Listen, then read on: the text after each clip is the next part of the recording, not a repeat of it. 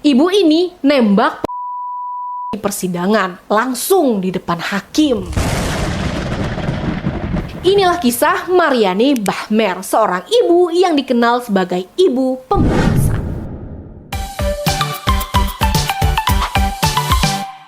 5 Mei 1980 merupakan hari yang sangat menyedihkan. Mungkin gak akan terlupakan bagi Mariani. Mariane. Putrinya yang baru berumur 7 tahun, Anna, ditemukan tewas terbunuh. Hal ini tentu aja mengguncang dirinya sebagai seorang single parents. Sebelum tragedi ini terjadi, hidupnya udah enggak baik-baik aja. Mariane lahir di kota Sartet, Jerman, 3 Juni 1950. Di keluarga yang bisa dibilang broken home. Ayahnya adalah anggota pasukan elit Nazi yang melarikan diri dari Prusia Timur setelah Perang Dunia Kedua usai. Mungkin karena trauma pasca perang, apalagi di pihak yang kalah, ayah Mariane ini akhirnya jadi pemabuk berat. Hal ini juga nih yang membuat ayah dan ibu Mariani itu memutuskan buat bercerai. Terjerat masalah ekonomi, Mariane bahkan harus merelakan 2 dari anak tertuanya diadopsi oleh orang lain.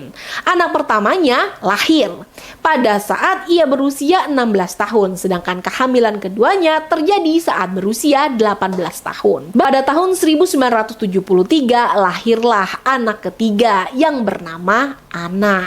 Kali ini Mariane memutuskan untuk membesarkan anaknya sendiri sebagai single parents. Pertanyaannya, kenapa single parents?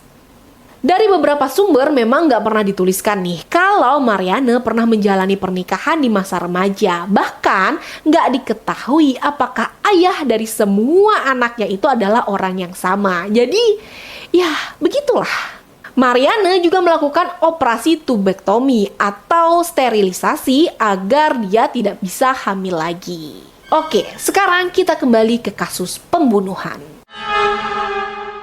Gak sulit nih bagi polisi menemukan siapakah pembunuh Anna, yaitu Klaus Grabowski, seorang tukang daging berusia 35 tahun yang merupakan tetangga mereka sendiri. Grabowski memiliki riwayat kriminal terhadap 2 orang gadis, sudah pernah dipenjara bahkan dikebiri kimia.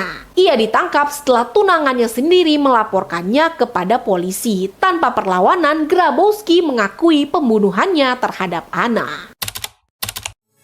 Saat hari kejadian, sebenarnya Anna sedang bertengkar dengan ibunya dan memutuskan untuk bolos sekolah. Ia kemudian pergi nih ke rumahnya Klaus Grabowski untuk bermain dengan kucing. Sebenarnya di sini masih belum jelas ada atau tidak karena sang pelaku menyangkal telah melakukan hal tersebut. Yang jelas, Anna akhirnya dicekik menggunakan celana ketat atau stocking milik tunangannya si Grabowski. Setelah meninggal dunia, ia diikat kemudian dimasukkan ke sebuah kotak dan dibuang di tepi kanal.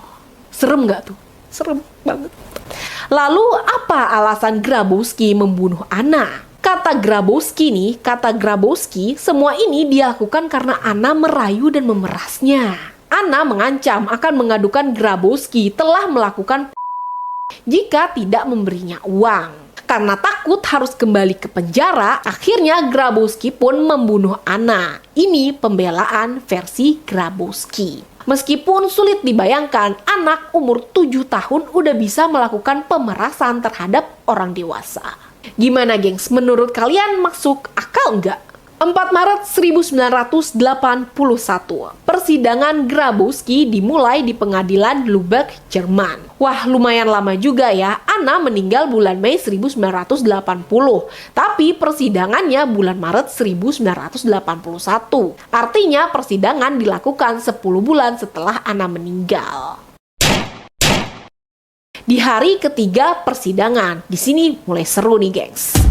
Peristiwa yang menggemparkan seluruh Jerman terjadi. Mariane menyelundupkan senjata ke dalam persidangan, yaitu pistol semi-otomatis Beretta 70. Dia menembak Grabowski dari belakang sebanyak 8 kali.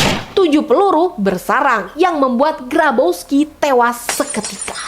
Sejak hari itu, Marianne mendapatkan gelar Ibu Pembalasan dari masyarakat. Meski harus berhadapan dengan hukum, namun aksinya ini mendapat simpati dan banyak dukungan dari seluruh dunia. Menurut pengakuannya, Marianne melakukan hal ini karena Grabowski itu terus menyangkal melakukan dan malah memfitnah Anna. Bahkan menurut hakim Jueter Kroger yang berbicara dengan Marianne setelah penembakan, sebenarnya Marianne itu ingin menembak Grabowski di wajah, namun akhirnya ia lakukan dari belakang. Dua polisi juga mendengar Marianne mengumpat ke Grabowski sebelum menembak dengan sebutan Saat diminta sampel tulisan tangan oleh dokter, Marianne ini menulis, "Saya melakukannya untuk kamu, Anna." Disertai dengan 7 simbol hati. Banyak yang berspekulasi kalau 7 hati ini menggambarkan usia Anna pada saat itu, yaitu 7 tahun.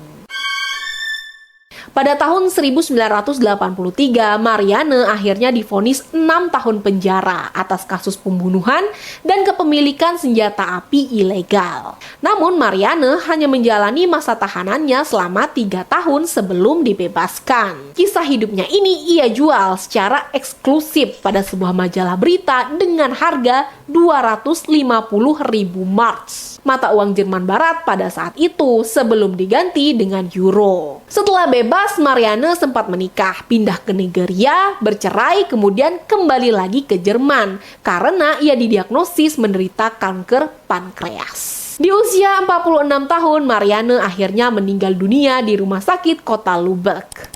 Ia dimakamkan di kuburan yang sama dengan putrinya, Anna. Nah, kisah Marianne Behmer ini kayak mengguncang pikiran kita. Di satu sisi tentu aja tidak membenarkan pembunuhan dan main hakim sendiri, tapi di satu sisi lagi banyak yang mendukung aksinya tersebut. Nah, kalau kalian gimana nih gengs? Coba tulis di kolom komentar. Ya, segitu aja cerita kali ini. Like kalau kalian suka, share kalau kalian gak suka, dan subscribe kalau kalian biasa aja. Ketemu lagi di lain cerita. Apa nih? Bye.